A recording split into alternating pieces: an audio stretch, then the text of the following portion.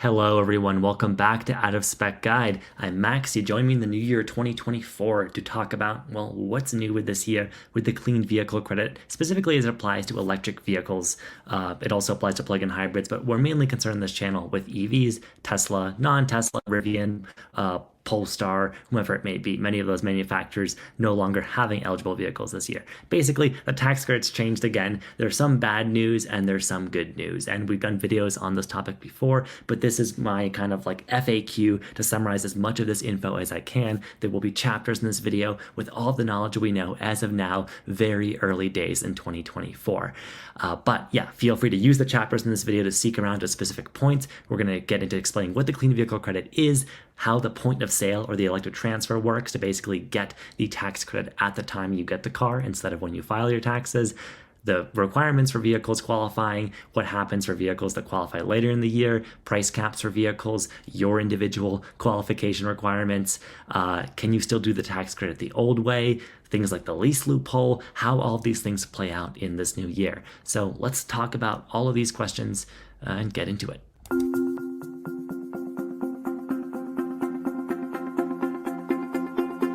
Okay, so off the bat, let's just describe the current incarnation of the clean vehicle credit. It's existed for a while, but it's the current regime under the Inflation Reduction Act. So it's meant to stimulate domestic battery production in addition to incentivizing clean transport. What that matters for you as a buyer is that the reason this is so strict is because and applies to only certain vehicles is because it's down to those vehicles having to meet two requirements. The tax credit is a full amount of $7,500, but that $7,500 is split two ways.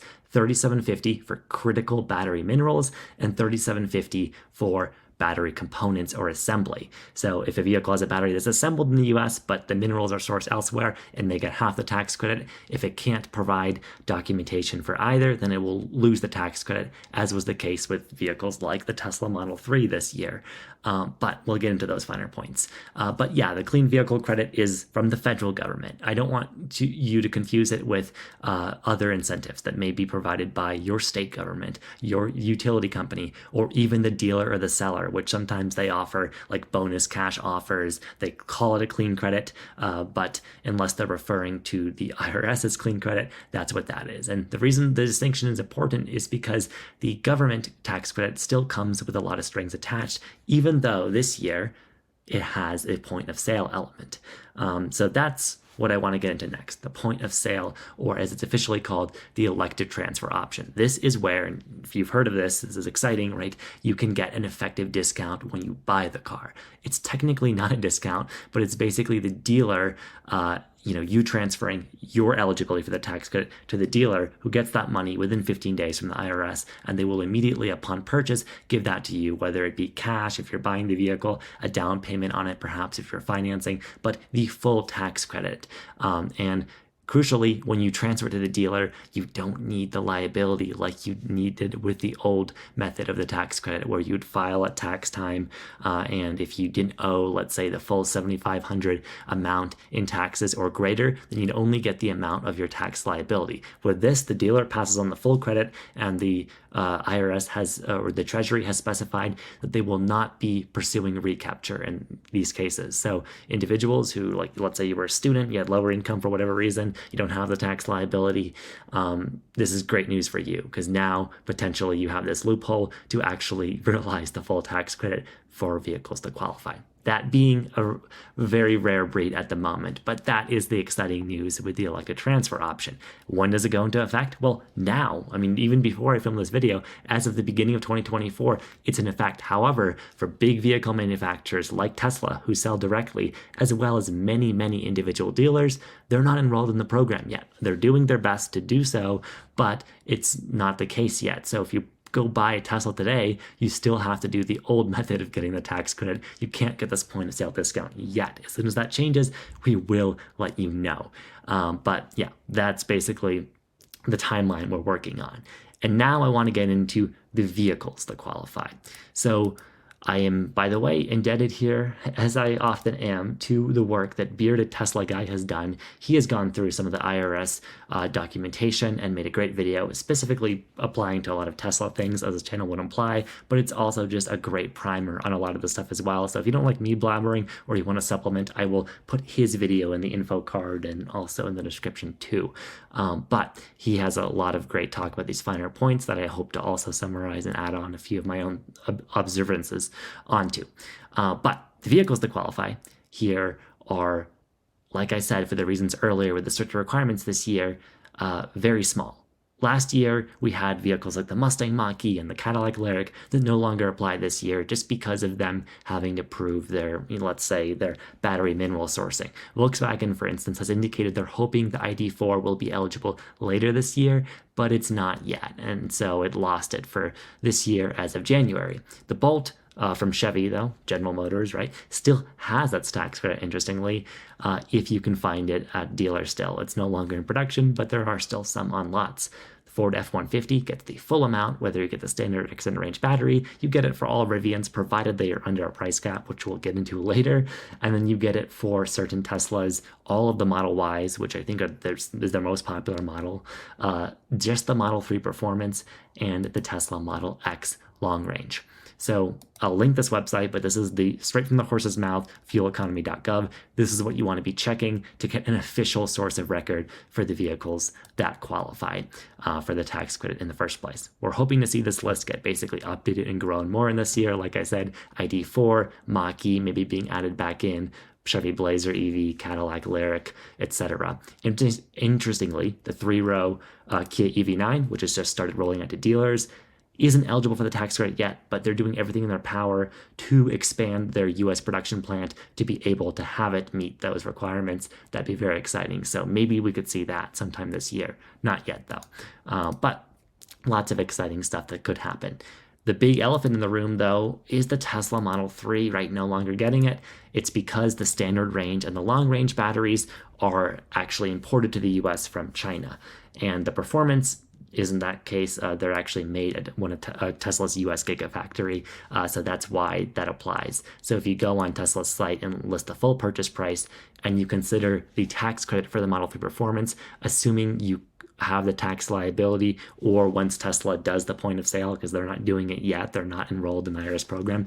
Once they are, and you get the full $7,500, which it's eligible for, that would actually make it cheaper by a few grand than a Model 3 long range, at which point it's a no-brainer, right? Because the Model 3 long range doesn't get it.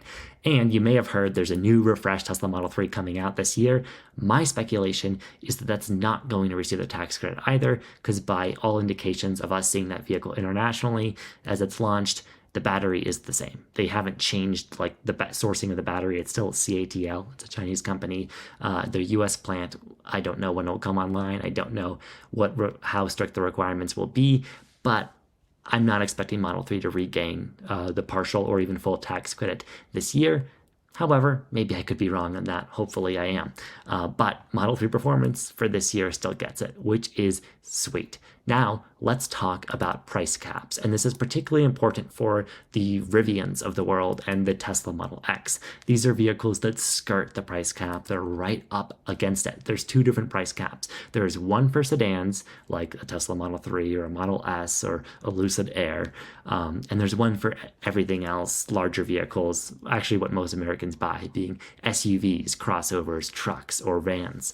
Rivian R1T can be up to $80,000 of MSRP for it to get the tax credit, and it skirts that. So if you add on a few options, if you were to get the larger max battery pack, which the IRS says is eligible, if you actually were to get that with the current MSRPs, you're not getting the tax credit, because at that point the vehicle MSRP is over $80,000, that being, of course, manufacturer suggested retail price. That's what's important here. So this doesn't so much apply to Tesla and Rivian being direct sellers, but more so to dealers.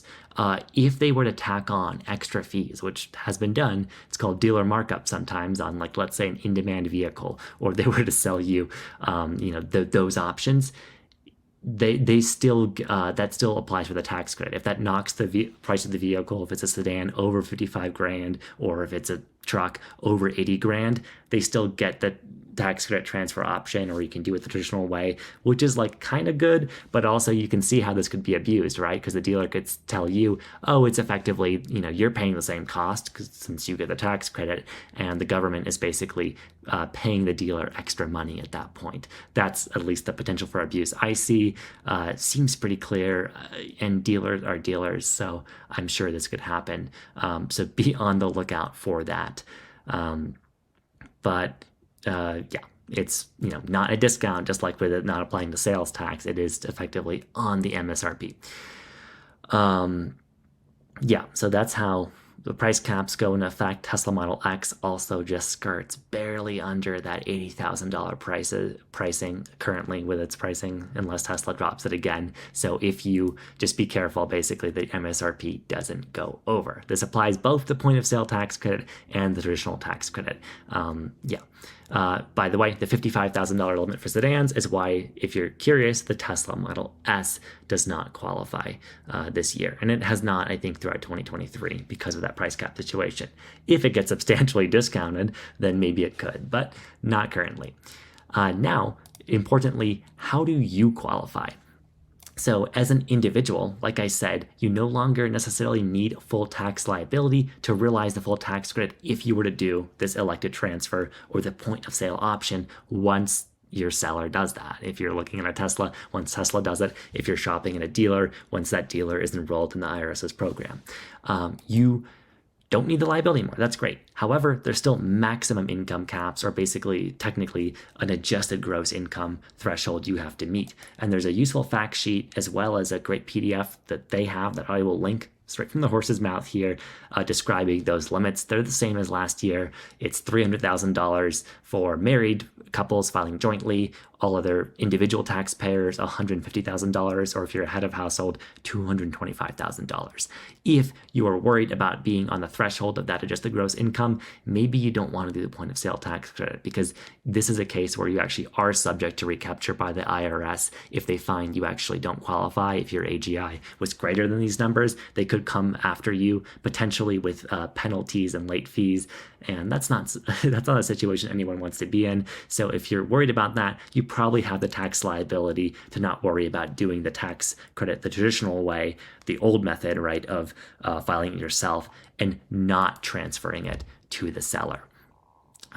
But yeah, so long as you buy it at a dealer who's registered with the IRS and you meet these income, you're under these adjusted gross incomes, it's fine. One more wrinkle here, you can transfer your AGI from 2023 if you exceeded this for 2024. So that's nice, at least for this year. You can kind of carry it forward from the last year if you made less then.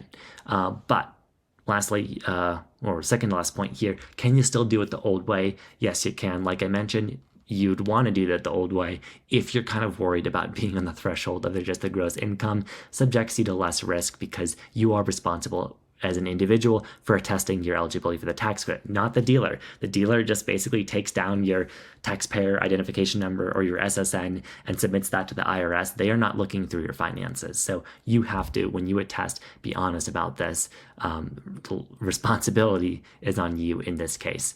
And another reason you may want to do it the old way is if a dealer is not registered like Tesla at the moment, you have to do it the old way, where you claim it on your tax return. It's not something that is applied point of sale. Currently, you have to do it this way. This could change. I know Tesla wants it to change, but in that case, you would have no choice but to do it the old method. Another reason you may want to do that is for ineligible vehicles currently, that you suspect may become eligible throughout the course of the year, like the Kia EV9 or a Volkswagen ID4 or Mustang Mach-E. Don't count on it because, again, we don't know the future for certain. But if they get, the cool thing is, according to their FAQ, if these vehicles were to get the tax credit back sometime this year, then you can actually claim the tax credit the traditional way. Of course, it's not point of sale because it's not retroactive. You've already bought the car, but you can claim that tax credit for on your return if it becomes eligible throughout the course of the year, which is great. Now, the lease loophole is another point I want to bring up. it is mostly intact. If you're not familiar with this, basically it means that when you lease a vehicle, like let's say I wanted to lease a Tesla Model 3 long range, that's actually still eligible for the tax credit. The reason for this being that you have a commercial version of the tax credit that applies in cases like Tesla's. So what a manufacturer like Tesla will often do is pass it on to you. They don't have to do this, but they can. Their financial arm is getting the tax credit from the government with much fewer requirements.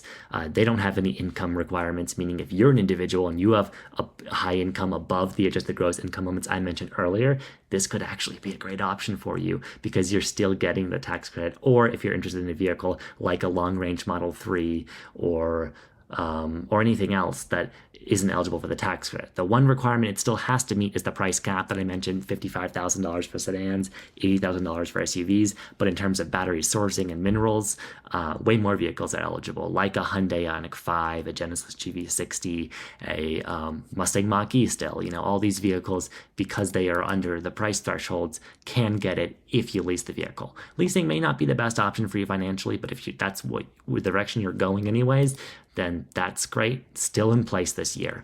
But just make sure that is in your leasing agreement. Not every manufacturer passes on the $7,500 onto you. They don't have to.